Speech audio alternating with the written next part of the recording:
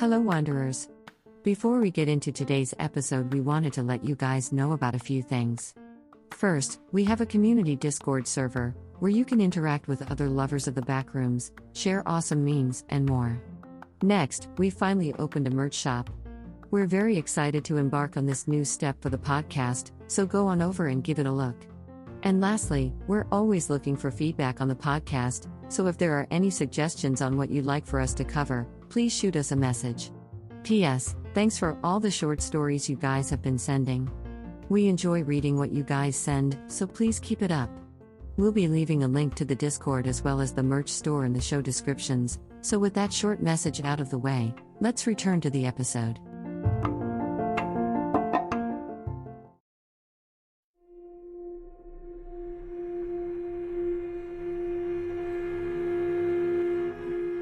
Hello everyone, and welcome back to the Traveler's Guide to the Backrooms, where we try to go over and explain the lore of the many levels and entities within. My name is Sharp A3, an MEG AI processing system, and today, we'll be going over one of the more nature-centered levels within the negative continuity. So, I hope hylophobia isn't a problem for you, because today, we'll be no clipping into negative level 4. Basic descriptions. Level negative 4 is the 5th level within the negative continuity of the Backrooms and has been given a survival difficulty class of pending or undetermined. That being mysterious properties, unknown information, and may support undocumented entities. Level negative 4 is basically a very hard to survive forest in for a prolonged period, with some weird quirks. And by quirks, we mean unexplainable phenomena that normally end in the deaths of many wanderers. Due to these phenomena, very little has been learned about this level. Though its concept is quite simple, the fact that it's a pretty tamed level for a negative level, it still possesses a major threat to even the most well-equipped faction within the Backrooms. With that very basic description out of the way, let's get into the appearance of level negative 4. Appearances. So the appearance of level negative 4 is quite simple. It's made up of a very thick forest of unknown size. Though we can speculate that it's quite large in size if we're going off of other levels of unknown size. The level does not support a day/night cycle, with the sky always presenting a night sky. So having a light source on hand would aid you greatly here. When entering the level, all wanderers will appear within a burned barn. It's unknown the origins of the barn, what caused the barn to burn down, or why every wanderer entered the level through this location, with all investigations into the matter being inconclusive. As stated earlier, the level is made up of a fairly thick forest. Most likely an equatorial forest, if we're going off the level data, so combine that with the weird properties of the Backrooms, and you have a quite dangerous environment on your hands. If you go a couple of miles outside the barn area, you'll come across the broken down shambles of failed outposts. These are attempts to settle within the level, which we'll get into later in the episode. Something we have to state is that for some reason, everyone who's stayed for a prolonged period within level negative 4 has suffered from extreme paranoia, brought upon by their tenor here. We'll shine some light on what that may be about later in the episode, though we wanted to at least touch on it here. But besides that, there isn't much to be found here, though we haven't been able to survey most of the level, so there might be more out there that we're just not aware of. Scavenge and supplies. So for scavenging reasons, level negative 4 isn't too high on the list. The only deemable quality in that regard would be the supplies left behind by the multiple failed attempts to settle the level. Though, it does seem that the supplies are still where they were left, leaving us to believe the effort to retrieve said supplies may outweigh the utility of said supplies. And that's saying a lot, due to there being months, if not years worth of supplies left behind. But as we've established, due to the phenomena of the level, they're just not worth the effort of retrieving. Entities. So when it comes to entities within level negative 4, things can be quite complicated. Though as far as we've seen, level negative 4 is mostly void of hostile entities, but this viewpoint is very quickly countered when going over a brief interview with one of the survivors of the 4th attempt to setting up an outpost. The survivor stated that, quote, "The Grey One caused the death of many within their group. This is the only evidence we've been able to find on the topic of entities being found here. Though it should also be stated that most of level negative 4 haven't been explored, leaving the level to have the classification of undocumented entities until further notice. Settlements and outpost. As we touched on earlier, there were major attempts to establish a presence within level -4 by the MEG, with 2 of those attempts being in collaboration with the followers of Jerry. This is understandable, due to the preconceived safety of the level. An overly dense dark forest with no signs of entities. That sounds like a perfect place to set up an outpost. Though they were very unaware of the psychological effects the level dealt to those who stayed here for too long. That combined with the possible threat of an unknown force has led us to believe that no outpost or settlements should be established here until we get a better understanding of the level's prolonged effects. But that's enough of my ranting, let's go over the many attempts to settle the level. The first attempt was called Outpost Charity. This outpost was established a year after the founding of the level, to help those entering the level. Being manned by the 5 members of the MEG volunteer squad, they've decided to set the outpost up about a mile southwest from the barn entrance. It's reported that the members were given enough supplies to last for at least 2 months for everyone involved, though when it came time to retrieve the follow-up supply drop, none of the volunteers showed up to pick it up. When investigated, it was reported that all the volunteers were found dead around the unused rations. They died holding hands while starving to death for what is believed to be a period of 4 to 5 days. Rather quick for the starving process to take place, especially in the backrooms, where those bodily processes are normally extended in their effects. Though it's entirely unknown what caused their downfall, we'll see this aspect popping up throughout the other attempts. Speaking of, let's get into the second attempt, Outpost Burns. This outpost was established for the same reason Outpost Charity was, but with far more precautions in place. Staffed with 3 volunteers this time, they were tasked with receiving more direct monthly supply drops.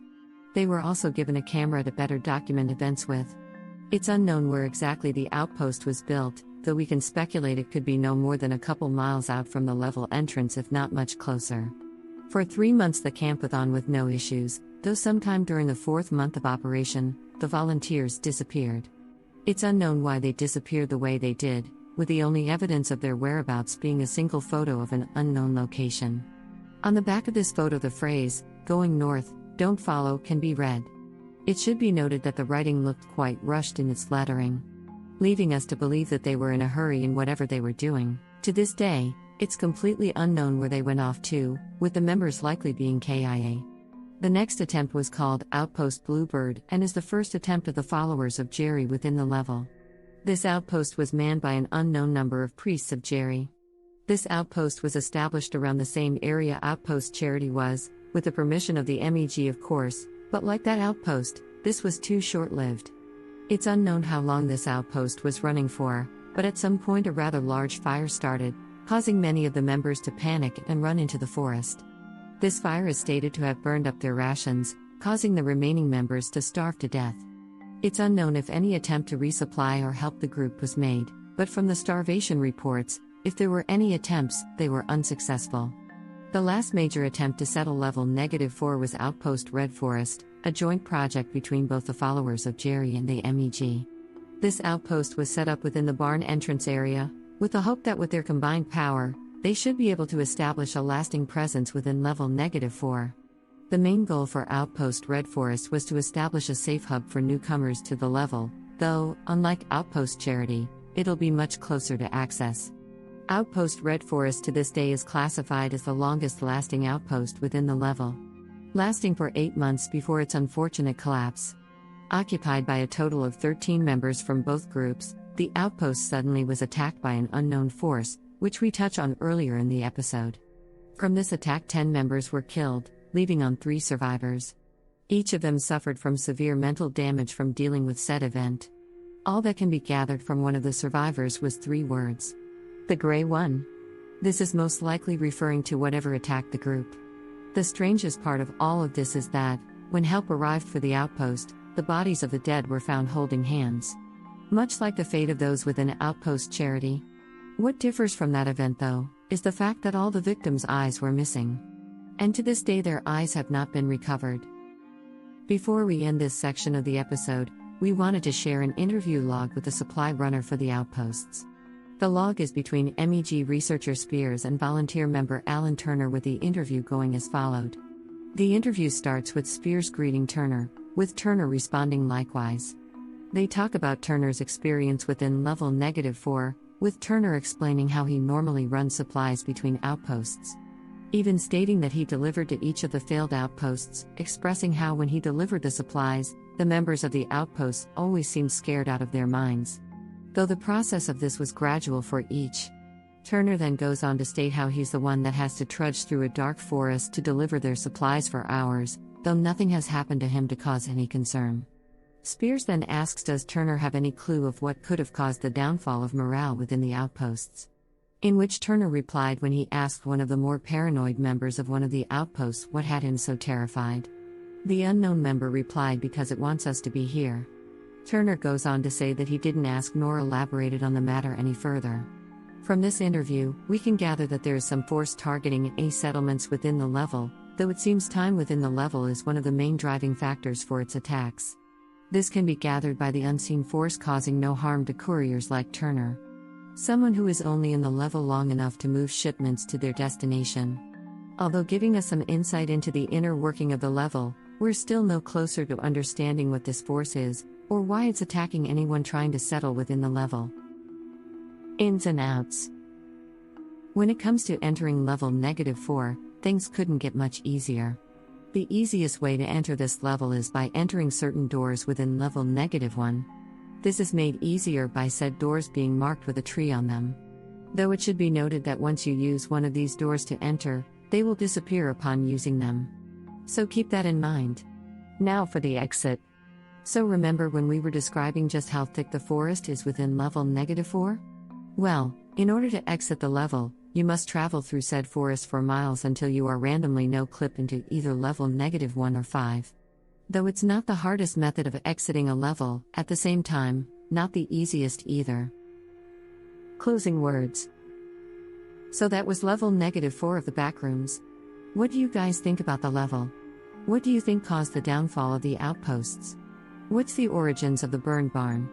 We'd love to know what you think. That's going to be all from us today, so thanks for listening and we hope to see you guys in the next episode. Until next time, have a wonderful day, and be safe out there.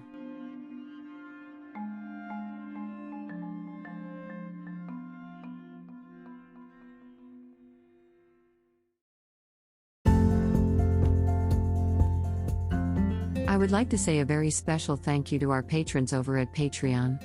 Starting with the Wanderers at the $1 level, Ridiculous, Izzy Klein, Caleb Hills, Gaziko, Nathan Gear, Anakin Bumgardner, Sushi Penguini, My Friends Call Me PK, Jeff Nordley, Slim Steven, That One Random Guy, The Good Diamond, Undead, Brandon Berry, Shelby Girl Gaming, Mystery BMO, and Coconut Cluster.